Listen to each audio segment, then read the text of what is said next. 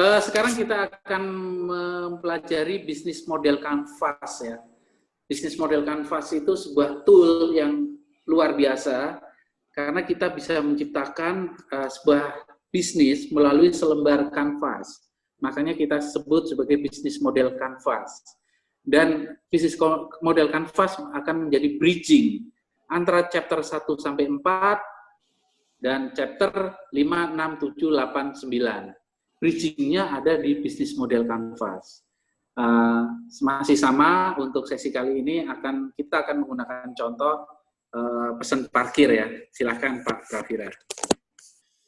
Baik, terima kasih Pak Tantri atas waktunya. Sesi terakhir untuk pertemuan kali ini adalah bisnis model Canvas yang ada di sesi 7. Nah, bisnis Canvas model ini sebenarnya adalah penggambaran bagaimana perusahaan ini akan berjalan. Nah, kalau kita lihat itu ada beberapa kolom yang merupakan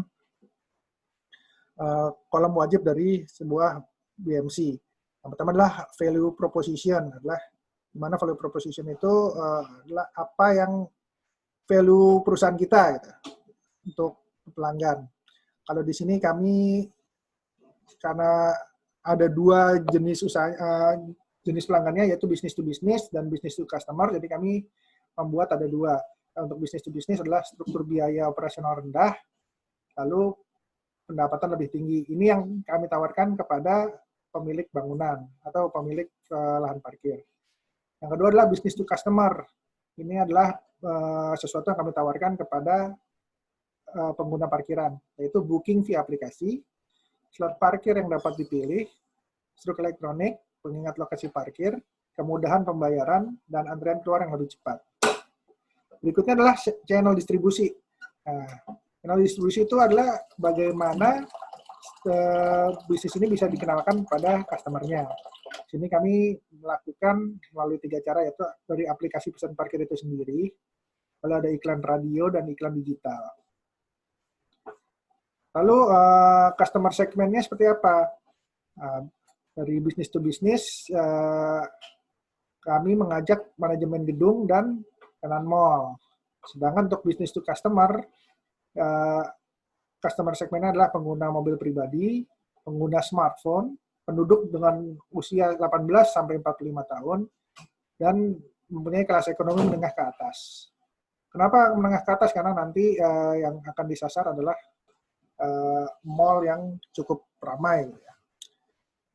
Lalu untuk menjaga customer-nya bagaimana? Apa yang harus dilakukan? Nah, yang dilakukan pesan parkir adalah customer service yang lebih baik. Jadi kita customer service-nya lebih mudah dihubungi. Yang kedua adalah dengan media sosial. Ketiga adalah promosi dan bonus. Nah, dari semua itu revenue stream apa yang dipunyai oleh pesan parkir? Revenue stream-nya adalah profit sharing. Profit sharing itu kita bisa jualan dengan profit sharing.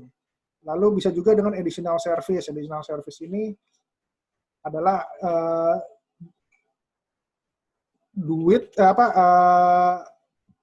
keuntungan yang bisa kita dapat dari penjualan produk lain. Yang ketiga, kita bisa jualan iklan juga. Jadi bisa saja tenan di dalam mall itu, atau tenan di rumah sakit, atau tenan di mana itu bisa menjual iklan di aplikasi pesan parkir.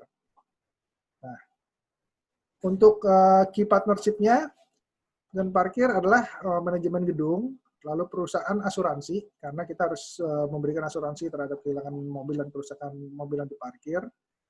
Lalu ada internet service provider dan perusahaan data center, di mana karena perusahaan ini aplikasi, jadi perusahaan data center harus menjadi salah satu key partner yang utama. Untuk key resource-nya sendiri, pesan parkir adalah IT developer dan infrastruktur server. Key activities-nya inovasi pada aplikasi tentunya. Terus ada ekspansi lahan parkir, jadi lahan parkirnya tidak boleh habis, jadi kalau sudah mulai kosong kita harus ekspansi terus. Dan yang terakhir adalah kerjasama dengan tenan mall, sesuai dengan strategi yang diambil. Untuk cost structure-nya sebenarnya banyak, tapi kami coba kelompokkan jadi 3, yaitu initial cost, yaitu pembangunan infrastruktur di awal. Lalu ada fixed cost, itulah biaya operasional dan pemeliharaan, termasuk iklan dan sebagainya. Lalu ada variable cost. Ini adalah angka-angka yang tidak pasti, jadi ada pajak parkir dan upgrading system berkala setiap 3 tahun sekali. Baik Pak, udah itu yang bisa saya jelaskan dari bisnis kanal model dari pesan parkir. Oke, jadi gini, untuk kita ada sedikit revisi ya, revisi untuk bisnis model Canvas ya. Ada 2 bisnis ya, value proposition-nya dibagi 2. Satu B2B, satu lagi adalah B2C. Mungkin di B2C, value proposition itu adalah apa yang kita tawarkan. Jadi pertama kali kita akan ngomong adalah value proposition. Mungkin B2C-nya nggak usah terlalu banyak. Ini terlalu banyak ya B2C-nya. Kemudian dari B2C atau B2B atau value proposition kita loncat ke sini. Nomor 2 ya, customer segment. Jadi ini udah dibuat B2B dan B2C.